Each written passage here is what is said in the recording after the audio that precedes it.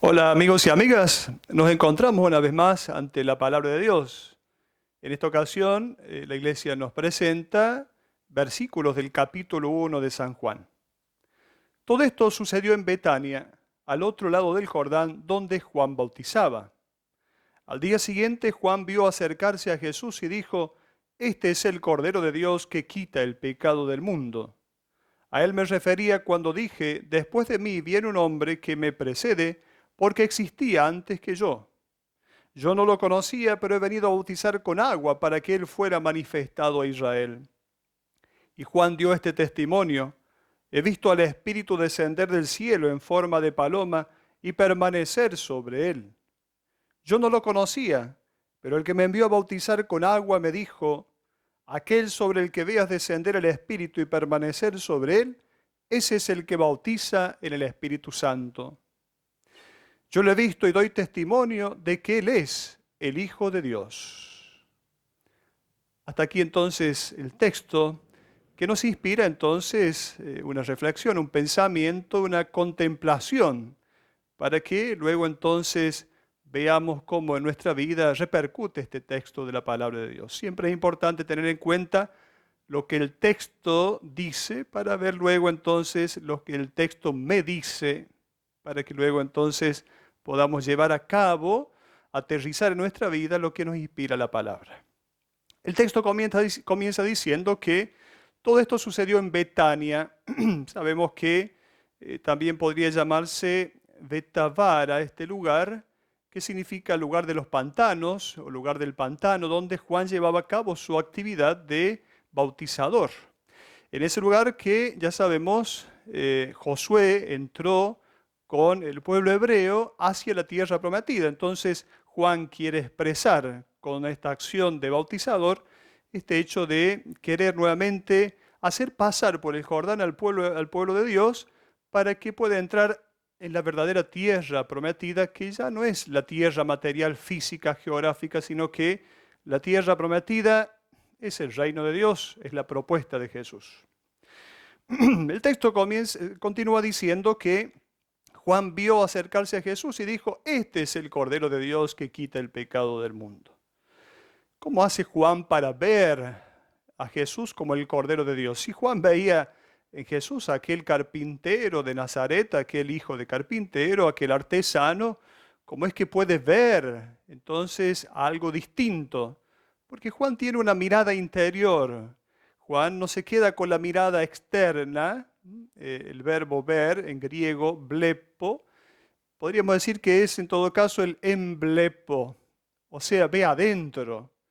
Juan puede ver la realidad interior de Jesús, no solamente el hombre externo, no solamente este Jesús, hijo de Juan, hijo de José, este Jesús el carpintero, sino que puede ver a alguien distinto en Jesús. Por eso Juan puede ver en Jesús al Cordero de Dios que quita el pecado del mundo.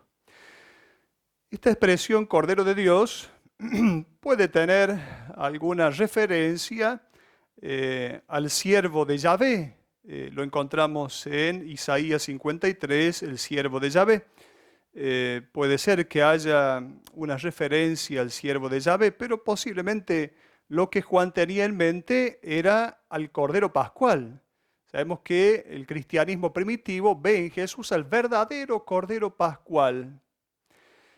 No se trata entonces, en primer lugar, de pensar en aquel siervo sufriente que viene a expiar los pecados, sino en todo caso detenernos en este Cordero Pascual, como nos relata el libro del Éxodo. Este Cordero, sabemos cómo lo relata el libro del Éxodo, el día en que los judíos, el pueblo hebreo, tiene que huir de Egipto, va a pasar el ángel exterminador, para acabar con los primogénitos egipcios, pero donde el dintel de la puerta esté pintado con la sangre del cordero, allí el ángel exterminador pasará de largo, y ese es el otro sentido de la Pascua, pasar de largo. El ángel exterminador pasa de largo. Por lo tanto, entonces aquí la sangre del cordero está ligada a una posibilidad de vida, a saltear la muerte, a una posibilidad de no quedar ligados a la muerte. Este es el Cordero de Dios que quita el pecado del mundo, el Cordero Pascual. Jesús, el verdadero Cordero Pascual, es aquel entonces que nos hace una verdadera propuesta de vida, que nos invita a pasar de largo la muerte en el sentido de todo aquello que huela mal, todo aquello que significa egoísmo, opresión, todo aquello que dañe el corazón de las personas. Se trata entonces del cordero, no del león de la tribu de Judá. En este caso es el cordero.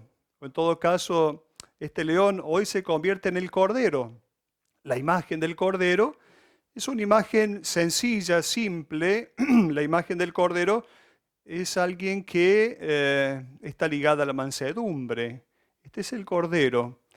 En medio de un mundo lleno de violencia, un mundo guiado por la supremacía, por el deseo de poder, de pisar a los demás, de pasar sobre los demás. Este mundo lleno de bestias, bueno, en medio de este mundo lleno de bestias feroces aparece el Cordero. Justamente Dios envía un Cordero porque si hubiera enviado otra bestia más con poder, si hubiera enviado una bestia con características de león, simplemente iba a continuar la lógica de la supremacía, del poder, de aquel que gana es el que tiene más poder. En cambio, envió un cordero derrotado. Este es el verdadero cordero pascual, es Jesús el cordero derrotado. Este cordero que lo da todo. Sabemos que el cordero, las ovejas son de estos animales que lo dan todo en vida y en muerte. Cuando una oveja está viva, da su lana, da su leche y luego la matan para sacar la carne. No se reserva nada para sí la oveja. El Cordero de Dios, el que no se reserva nada para sí, el que lo da todo en favor de los demás. En este Cordero nosotros tenemos que meternos, en la espiritualidad de este Cordero tenemos que meternos y al mismo tiempo ser también nosotros este Cordero, porque no funciona la lógica de las bestias, bestias feroces que quieren sobreponerse, que quieren siempre ganar, que quieren utilizar el poder para imponerse sobre los demás. Esta lógica no funciona. Por eso es el Cordero de Dios que quita el pecado del mundo. No dice que quita los pecados, no se está refiriendo a los pecados personales individuales, sino que el pecado, aquí no se resalta la dimensión individual, se resalta la dimensión comunitaria, el pecado. Es decir, toda esa lógica que está maquinando, está maquinada en todo caso por el egoísmo, está maquinada por el deseo de imponerse sobre los demás, el deseo de aparecer. En este caso se trata de el pecado como todo aquello que contradice el proyecto de Dios, el plan de salvación de Dios. Entonces no se trata de los pecados. Dios en Jesús no solo perdona los pecados, sino que quiere eliminar de a poco el pecado. De a poco nosotros somos protagonistas, podríamos decir, colaboradores en este plan de Dios de eliminar, de descartar para siempre el pecado. Y aquí está verdaderamente la evolución del hombre. El hombre más evolucionado es aquel que más ama, por lo tanto es aquel en el cual el pecado reina menos. El hombre, cuando digo la condición humana completa, esta condición humana evolucionada será entonces cuando vaya desapareciendo el pecado y entonces ahí habrá una verdadera evolución humana. El hombre evolucionado no es el que conoce mucho más, sino el que más puede amar y el que más responde al plan y al proyecto de Dios. Luego, Juan da este testimonio: he visto al Espíritu descender del cielo en forma de paloma. Ya sabemos que el Espíritu tiene como nido propio, la paloma tiene como nido propio la persona de Jesús. Y luego, y permanecer en Él. Descender sobre Jesús y permanecer en Él. Esto es importante porque el Espíritu no se aparta de Jesús. No es que solamente el Espíritu es dado a Jesús para una misión determinada y luego se va, desaparece. No es como algunos personajes del Antiguo Testamento en donde El Espíritu es dado por Dios a un personaje para una misión concreta y luego, después de esa misión, el Espíritu desaparece, se va. En este caso, el Espíritu permanece en Jesús, siempre está en Jesús. Y ese mismo Espíritu que está en Jesús es el Espíritu que está en nosotros. Es el Espíritu Santo. Hemos sido ungidos, nosotros, hijos de Dios, hemos sido ungidos por ese mismo Espíritu. Por lo tanto, no somos cristianos, por ser cristianos no somos de segunda clase, somos siempre de primera clase, fuimos ungidos con el mismo Espíritu de Jesús resucitado. Este Espíritu entonces es en el cual Jesús bautiza. El texto luego va a decir, es el que bautiza en el Espíritu Santo. Juan es consciente de que su bautismo no es el bautismo en el Espíritu Santo. Él bautiza con agua como signo de arrepentimiento. Cuando alguien iba a bautizarse, estaba expresando el arrepentimiento. Es un bautismo de preparación, el de Juan. Pero no es más que eso. En cambio, el bautismo de Jesús es el bautismo en el Espíritu Santo. Anthony de Melo dice, no por pensar intelectualmente una persona mucho en el vino, ya por eso se convierte en borracho. Ciertamente, por más que pensemos en el vino, no por eso somos borrachos.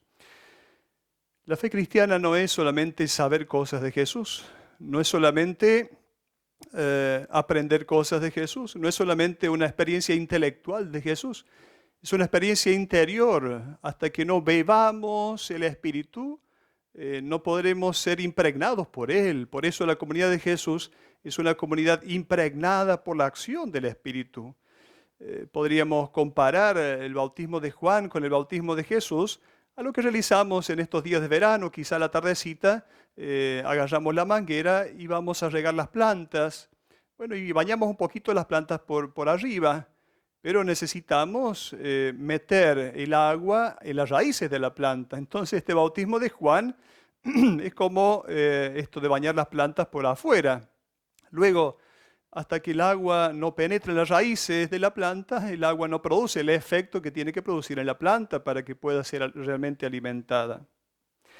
No se trata entonces de vivir una simple religión, se trata de vivir una espiritualidad cristiana. ¿Qué significa la espiritualidad? Significa el modo en el cual se lleva adelante una vida según los criterios de Dios y según los impulsos del Espíritu Santo. Y esto es la iglesia, una comunidad que está, diríamos, impregnada por esta acción del Espíritu y que entonces puede llevar adelante el proyecto de Jesús, que es la instauración del reino de Dios. Justamente solo con la acción de este Espíritu, con el poder de este Espíritu, podemos ser nosotros una vez más corderos en este mundo.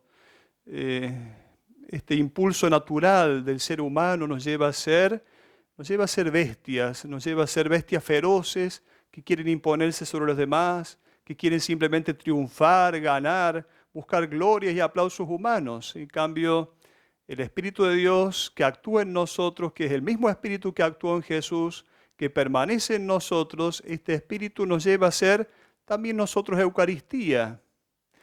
¿Qué es la Eucaristía? Es el gesto de Jesús de donación total. Y entonces Jesús se hace pan para ser comido, pan para ser comido. Jesús se hace pan para ser comido y para ser alimento de vida para el mundo. Así también nosotros nos convertimos en Eucaristía cuando vivimos como el Cordero de Dios, cuando somos capaces de donar nuestra vida, de dar la vida por el bien de los demás. Hasta la próxima.